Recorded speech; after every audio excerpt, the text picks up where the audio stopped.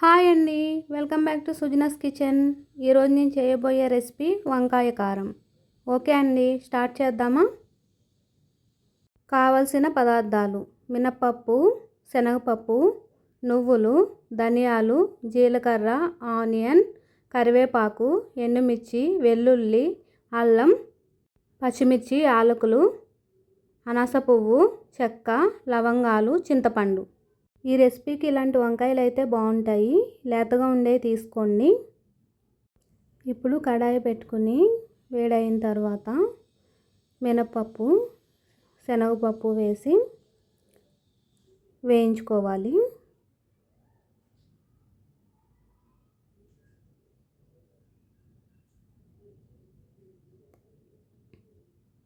వేగాయి.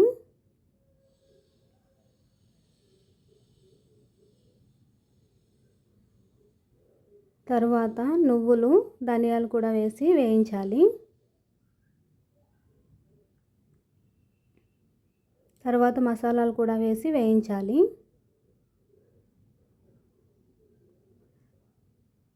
ఇప్పుడు కరివేపాకు కూడా వేసి వేయించాలి.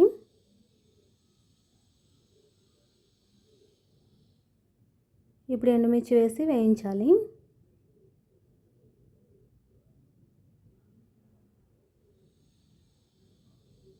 ఇప్పుడు అల్లం వేసి వేయించాలి.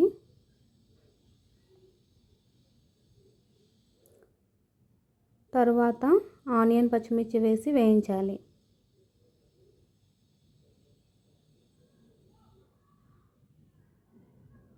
ఇప్పుడు వెల్లుల్లి వేసి వేయించాలి. చింతపండు కూడా వేసి వేయించాలి. వేగాయి. మిక్సీ పట్టుకోవాలి. పసుపు, సాల్ట్ వేసి మిక్సీ పట్టాలి. ఇలా బరగ్గా ఉంటే సరిపోతుంది. తర్వాత ఆనియన్స్ అవి కూడా పేస్ట్ చేసుకోవాలి. ఇవి రెండు బాగా కలిసేలా కలపాలి.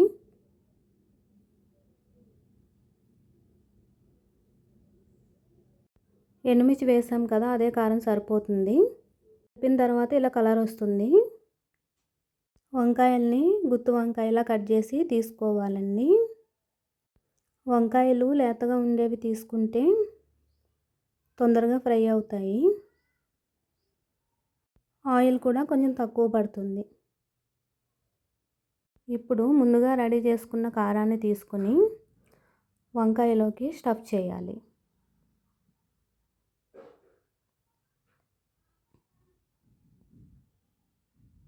ఇలా స్టఫ్ చేసుకోవాలి.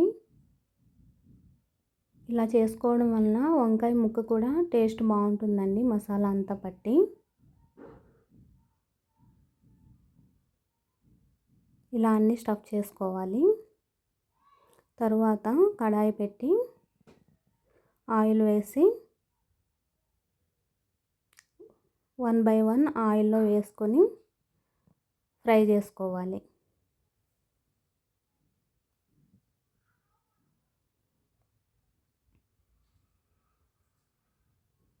ఇలా సర్దుకుని పెట్టాలి.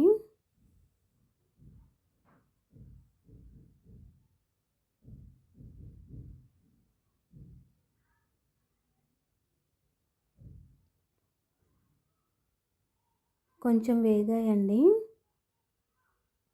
ఇప్పుడు ఒక్కొక్కటిగా టర్న్ చేసుకోవాలి.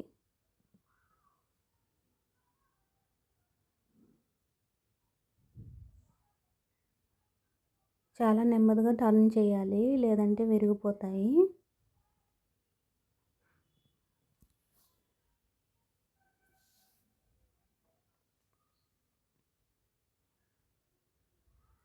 మూత పెట్టి కాసేపు మగ్గనివ్వాలి. కొంచెం మగ్గాయండి.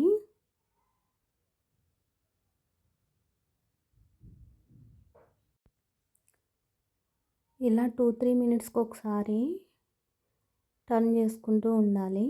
అలా అయితే వంకాయలన్నీ ఈక్వల్గా ఫ్రై అవుతాయి.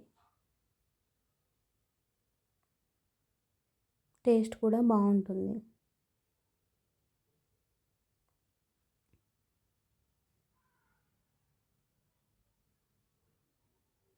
మళ్ళీ మూత పెట్టి మగ్గించాలండి.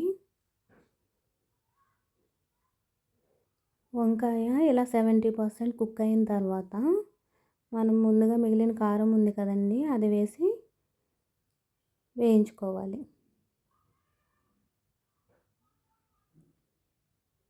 ఈ కారం తొందరగానే ఫ్రై అయిపోతుంది,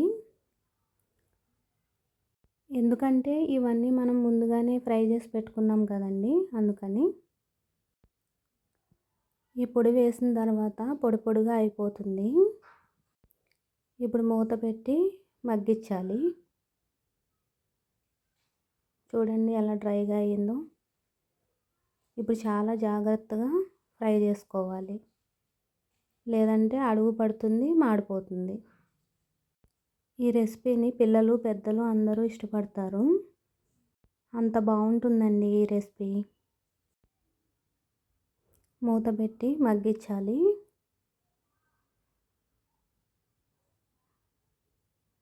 మళ్ళీ ఒకసారి కలపాలి.